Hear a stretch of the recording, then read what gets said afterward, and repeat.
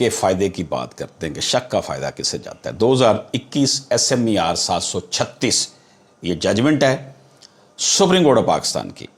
کہ جو benefit of doubt ہے اس حوالے سے loopholes in prosecution case benefits to the accused once a single loophole was observed in a case presented by the prosecution such as conflict in the ocular account and medical evidence or presence of eyewitness being doubtful, the benefit of such loophole lacuna in the prosecution's case automatically went in favor of the accused. جب prosecution ایسا case پیش کرتا ہے جس میں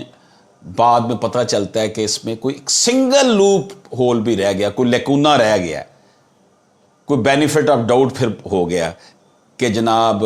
اس میں medical evidence میں کچھ بات سامنے آتی ہے جو کہ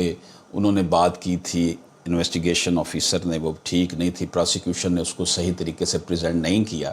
یا پروسیکیوشن جو کہانی بنا رہا ہے اس کے آئی وٹنس کے حوالے سے کوئی ڈاؤٹ ہو جاتا ہے. اس سارے معاملات میں پروسیکیوشن کا جو کیس ہے وہ آٹومیٹکلی ایکیوز کے حق میں چلے جائے گا. جہاں پہ ایک سنگل بھی لوپ ہول نظر آئے گا, جہاں پر ایک سنگل بھی کوئی بھی ڈاؤٹ نظر آئے گا, تو اس کا فائدہ 2021 SMER 736 کہہ رہا ہے کہ جناب اس کا فیصلہ,